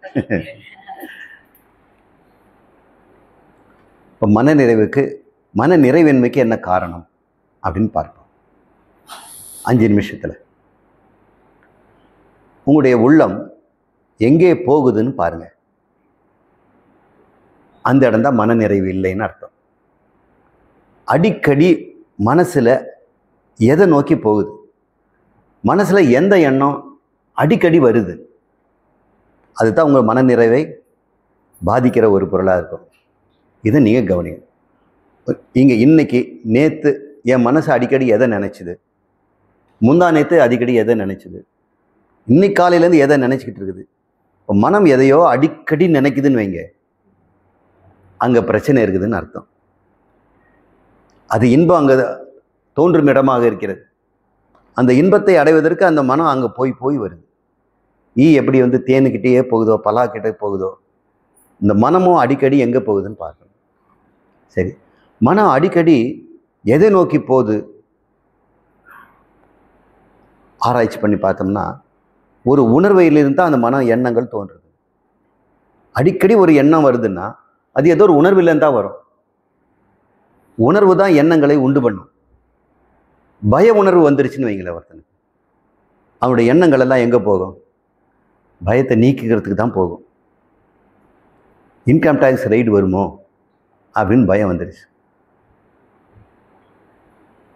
ஒரு அக்கௌண்ட்டு டிரான்சாக்ஷன் ஆகிருக்குது, அது அதாவது இந்த பேன் நம்பரில் லிங்க் ஆகிறதுனால அவங்களுக்கு தெரிஞ்சு போயிடும். இதுக்கு நான் என்ன பதில் சொல்ல போகிறேன், இதுக்கு என்ன மாதிரியான ஒரு கணக்கை கொடுக்கறது அப்படின்னா தூக்கம் போயிடும், பயம் வந்துடும். அப்படி ஒருத்தர் பயந்து போய், சாதாரண ஆள், பெரிய கோடீஸ்வரலாம் கிடையாது, ஒரு கோயில் அர்ச்சகர், அவர் என்ன கோடியாக இருக்க போகுது, அவர் சின்ன லேண்டை விற்றுட்டார், அதில் வந்து பிளாக்காக ஒயிட்டாக கொடுத்துருக்குறாங்க. அதுதானே வழக்கம். அந்த பிளாக்கு கொண்டு போய் டெபாசிட்டில் போட்ட உடனே அந்த வருஷத்துக்கு கணக்கு கொடுக்கணும் இல்லை, அவர் செய்ய மறந்துட்டார். பாவம், எளிய மனிதன், இந்த சட்டங்களெல்லாம் இந்த உண்மையெல்லாம் தெரியாத ஒருத்தர். அப்புறம் யாரோ ஒரு லாயரோ ஃப்ரெண்டோ அப்படி சொல்லிட்டாங்க, நாளைக்கு ரைடு வந்தால் என்ன பண்ணுவேன், என்ன காரணம் சொல்லுவேன். அப்புறம் செய்தி பத்திரிகைலாம் அந்த டிவியிலெல்லாம் பார்க்குறதெல்லாம் பார்க்கும்போது தான் அந்த கதியில் இருக்கிற மாதிரியும், அந்த போலீஸ் எல்லாம் வந்து பிடிச்சிட்டு போகிற மாதிரியும், சிபிஐ வந்து கொண்டு போய் அரெஸ்ட் பண்ணி வைக்கிற மாதிரியும் ஒரு எண்ணம் இப்போ வந்துடுச்சு இல்லையா. பயம் வந்த பிறகு இவனெல்லாம் வந்து கவர்மெண்ட்டு கவனிக்குமா? ஒரு 30 லட்சம் ரூபாய் டிரான்சாக்ஷன் வந்து ஒருத்தருக்கு டெபாசிட் ஆகிருக்குதுன்னா அதெல்லாம் அவங்களுக்கு முக்கியம் இல்லை, கோடியில் தான் கேட்குறாங்க. நான் ஒரு முறை ஒரு பத்திரிகைட்டுக்கு ஒரு தகவல் கொடுக்க போனேன், இந்த மாதிரி முறைகேடு நடக்குது அப்படின்னு. அந்த பத்திரிகை ஆசிரியர் என்ன சொன்னார், எவ்வளோங்க முறைகேடுன்னா 30 லட்சம். சார், கோடியில் இருந்தால் சொல்லுங்கள், நம்ம பார்ப்போம். ஆனால் பயம் வந்த பிறகு அவருக்கு தூக்கம் போச்சு. அவருடைய மனசு பயம்னு தோன்ற பிறகு எண்ணங்கள் எங்கே போகும்னு சொல்லுங்கள். யார் காப்பாற்றுவாங்க, யார் ஆறுதல் சொல்லுவாங்க, எந்த இடனுக்கு இந்த ரெய்ட்லேருந்து தப்பிக்கிற இடமா இருக்கும், நான் என்னென்ன செய்தால் அது நல்லாயிருக்கும், முகத்தை மாற்றிக்கலாமா, ட்ரெஸ்ஸை மாற்றிக்கலாமா, வீடை மாற்றிக்கலாமா, அந்த 30 லட்சம் டெபாசிட்டை தூக்கி போட்டால் முடிஞ்சு போச்சு இல்லை.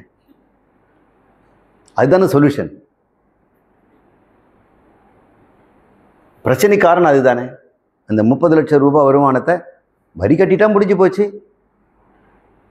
5 வருஷம் கட்டாமல் இருந்துட்டேன், பனிஷ்மெண்ட்டோட கட்டு.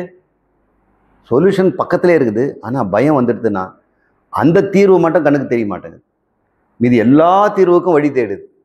இந்த 30 லட்சத்தை பத்திரமா வச்சுக்கிட்டு எப்படி தப்பிக்கிறது? இப்போ அவனுடைய எண்ணங்கள் காலையில் எழுந்தாலும் தூங்குற வரைக்கும், தூக்கம் வராமலும் இருக்கும். என்ன போகும்னு நினைக்கிறீங்க? எண்ணங்கள் எல்லாம் எங்கே செல்கின்றது பாருங்க, எங்கே இருந்து புறப்படுதுன்னு பாருங்க. பயத்திலிருந்து புறப்படுது, ஆசையிலேருந்து புறப்படுது, கோபத்திலேருந்து புறப்படுது. ஒருத்தனுக்கு பக்கத்து வீட்டு மேலே கோபம், அவன் மரக்கலையெல்லாம் வெட்டி இந்த பக்கம் போட்டிருக்கான் காம்பவுண்டில்.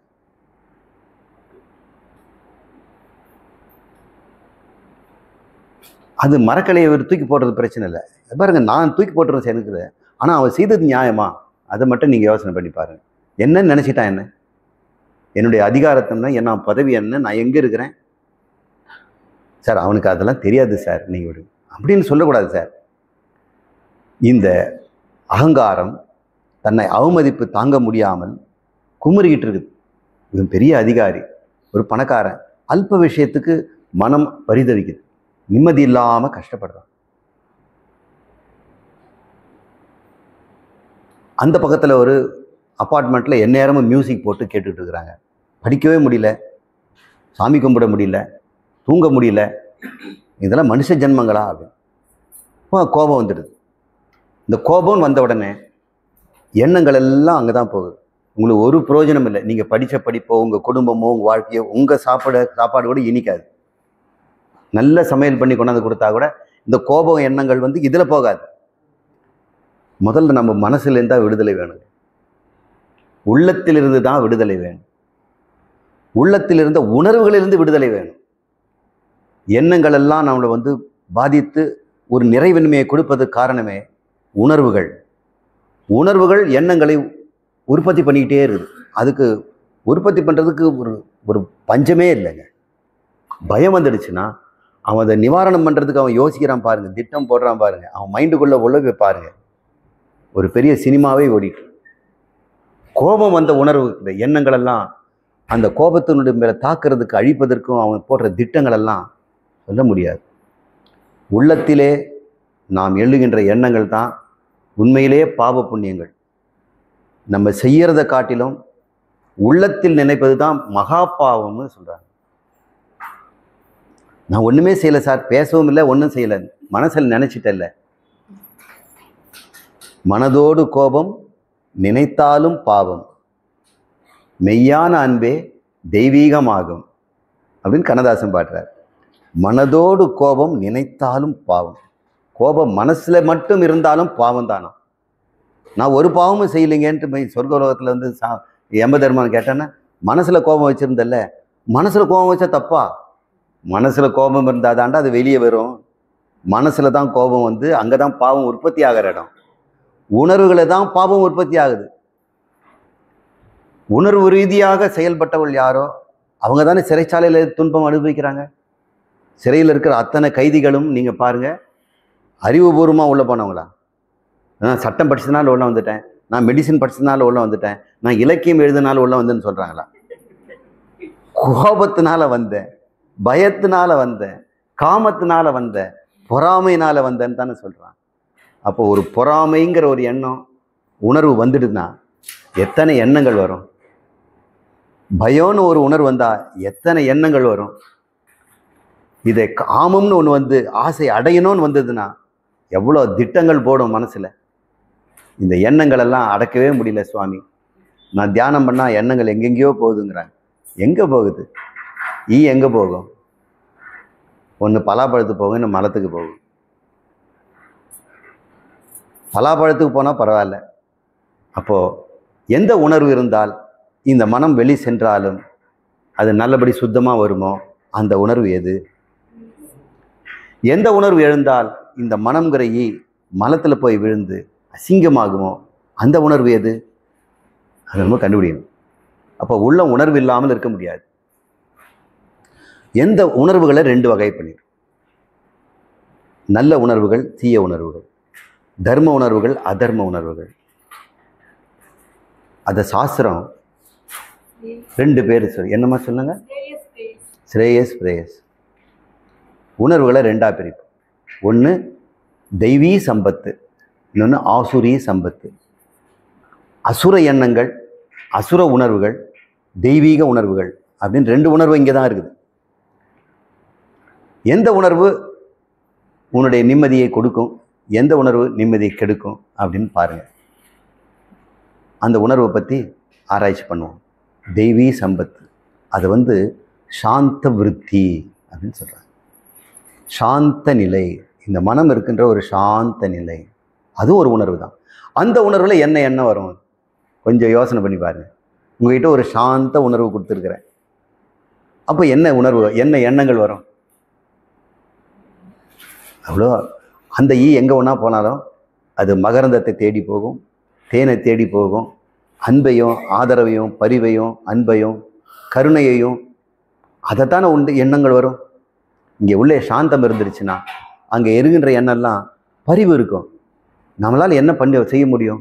அஜய்யோ அவங்களுக்கு எதை உதவி செய்யணும்னா பரிவுகள் தான் நம்மக்கிட்ட வருவதை பார்த்தாங்க. அப்புறம் இன்னொன்று கோர விருத்தி. இது பேர் என்ன? சாந்த விருத்தி. இன்னொரு உணவு வந்து கோர விருத்தி, சிறைச்சாலை கொண்டு போய் விடுறது.